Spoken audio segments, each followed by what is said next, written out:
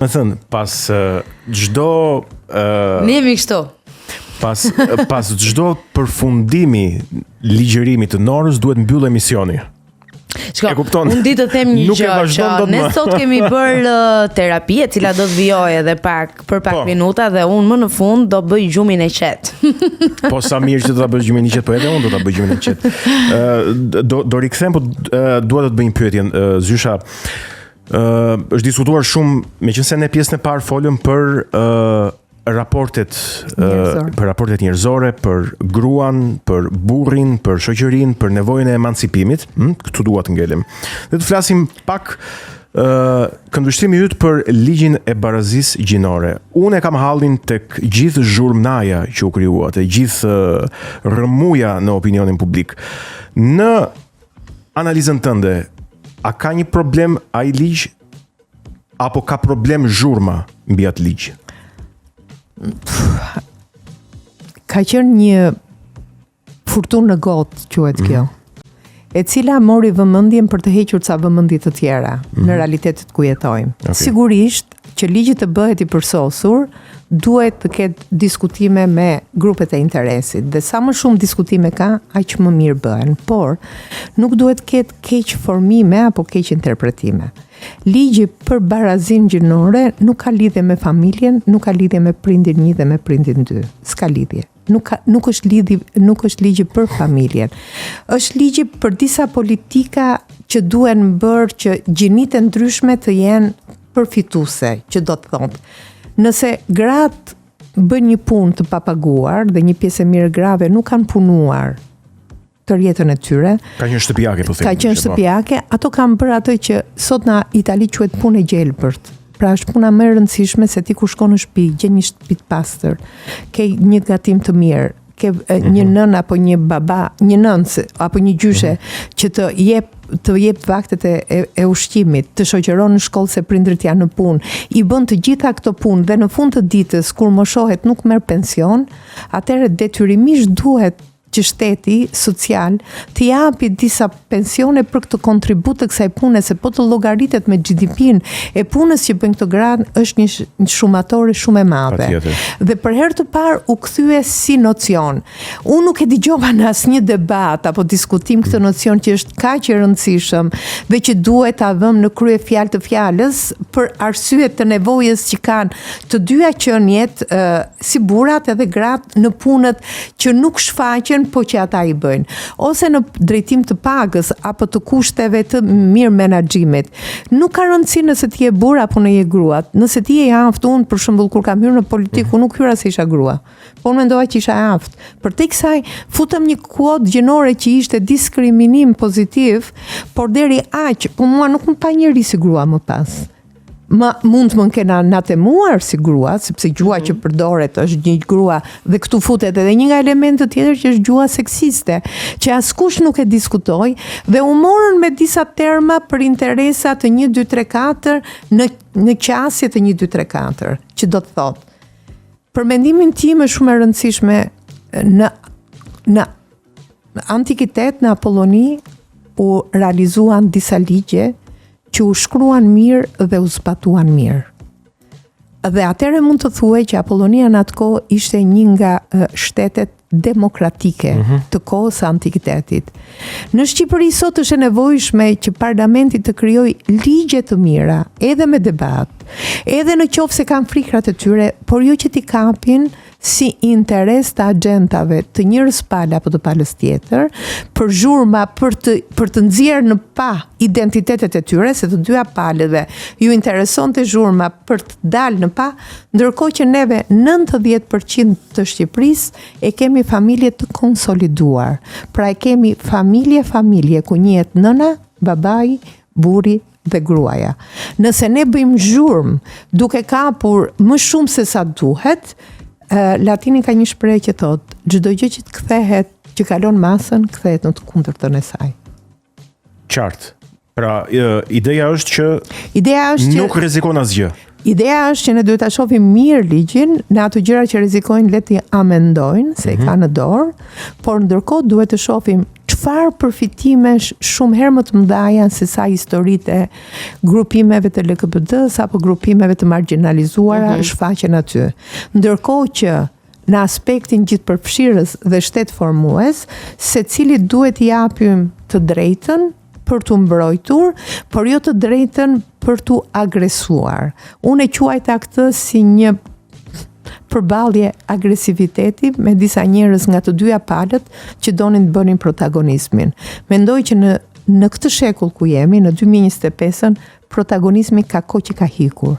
Ka ardhur momenti për të bërë zgjidhje problemesh, jo të jemi pjesë e problemit. Pra, nuk ka nevojë për skenar apokaliptik nga të dyja palët, po flas. Unë mendoj që s'ka nevojë. Sepse skenare apokaliptike u shpërfaqen në opinionin publik. Ka nevojë, pra të gjitha palët donin të bënin ca klikime më shumë se sa duhet apo të bërtisnin pafund.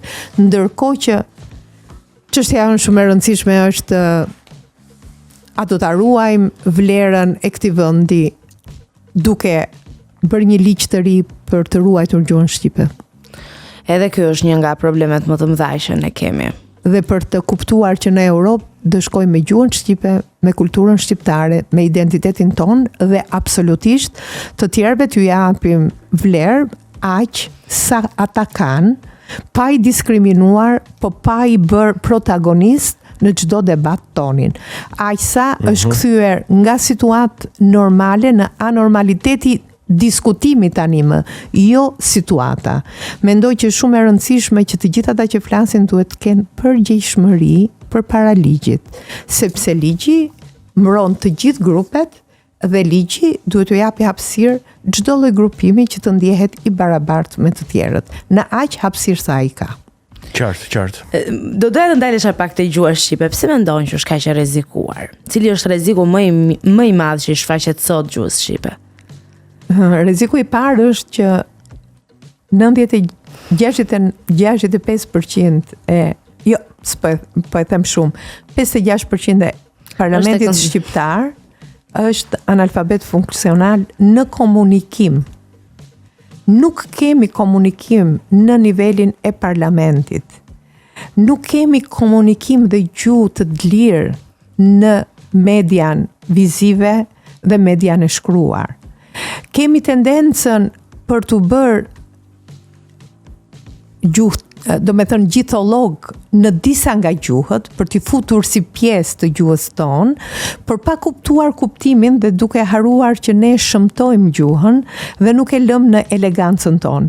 Ne kemi një problem shumë të madh që quhet kompleks inferioriteti, për të thënë jemi shqiptar dhe gjuha shqipe është një gjuhë e bekuar. Ashtu siç kemi prap kompleks për të thënë që gjuha shqipe është e para, rreth saj zgjidhen gjithçka dhe kalojmë në delir. Çdo gjë që kalon në ekstreme dhe ekstremizohet, nuk të bën ty të jesh i barabartë në të gjithë familjen tënde indo-europiane. Duke qenë se është një gjuhë e lashtë sa njerëzimi, duke qenë se është një gjuhë e lirë dhe e bukur, duke patur një leksik fantastik dhe duke, nëse do t'i referoheshim rilindasve në mënyrën se si e përdorin, në mënyrën se si ne kemi mund të ligjërojmë dhe të kumtojmë duke përdorur vetëm folje, fjali fjalore, pa futur as parashtesë, as ndajshtesë, ne kthehemi në pjesë të jashtëzakonshme. Ja do më lejosh të them vetëm dy gjëra që më pëlqyen pafund dhe që unë i ndava kur pa e ditur që do bënim këtë lloj bashkë bisedimi, po që më pëlqeu që ti promovoja kur thuhet bëhet fjalë për gjuhën shqipe. Bëhet fjalë për gjuhën shqipe dhe bëhet fjalë për gegnishten. Gegnishtja është shumë e bukur. Që është një gjuhë e cila nuk e di lë perla. Ka një aftësi, një diapazon të gjerë mundësie për ta shprehur diçka. Dhe veprat më të bukura tani le ta pranojmë janë shkruar në gegnisht. Sepse është poetike. Jo, vetëm që është poetike, po është një gjuhë që ajo të godet, të godet. Po gjej tani, po do të mundohem që ta gjej gjatë kohës që ne do flasim. Është e vështirë të bësh një poezi po aq të bukur në toskërisht se sa në gegnisht. Ama, shiko, ka një gjë. Edhe do doja një koment nga Zyshnora. Besoj keni vënë re ata që për shembull janë nga jugu, po marr nga Vlora edhe kur bëjnë rap. Ata që janë nga Vlora. Bëjnë rap nga Gnisht. A duket normale, këndshme kjo? Pas me mujt, me ken, me i than, me ardh, me qenë pran. Pra pas me mujt, të gjitha janë folje, me ken, me i than, me art, me qenë pran, nga Luigi Gurakuqi.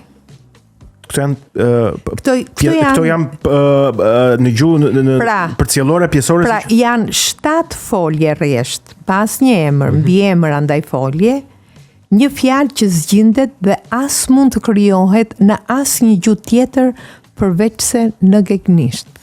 Jashtëzakonshme. Sikur vetëm për kaq vlerë dhe për vlera të tjera, ajo duhet futet në top listën e gjuhëve të cilët kumtojnë nëpërmjet foljes pa krijuar asnjë lloj varësie të fjalëve të tjera, por ndërkohë ti e merr kuptimin e plot dhe e merr kuptimin kështu fundor, sepse është e thellë në mënyrën si thuhet dhe është shumë e qartë në mënyrën se si kumtohet. Ne fatkeqësisht nuk e përdorim gjuhën me kujdes. Që do të thotë? Që do të thotë ne nuk e lakojmë, nuk e latojmë, më fal. Nuk e përpunojmë, nuk e përdorim me dashni, me dashuri, por e përdorim si konsum. Gjua në fakt nuk është konsum. Gjua është identitet. Ke dëgjuar kur thua te ai filmi i famshëm kur thotë sa bukur ke fol më i hall. Është ai humori që bëhet në filmat shqiptar të asaj kohe, tregon që kur ti flet bukur, të gjithë të dëgjojnë.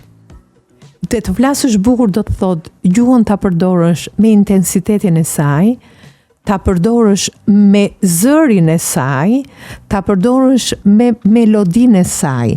I keni dëgjuar kur flasin në parlament, për shembull, po të dëgjosh Zekinen të Zëfrika, për te fjalëve boshe që flet, për te fjalëve pa kuptim se nuk i kupton vetë, dhe kjo quhet analfabetisëm funksional, ajo ka të tingullin e zërit që të acaron. Si ata që dalin aty ke rruga dhe bëjnë ta ta ta ta ta ta ta ta ta ta ta. Është një tingull që të trëmb. Nuk është tingull që të ofron.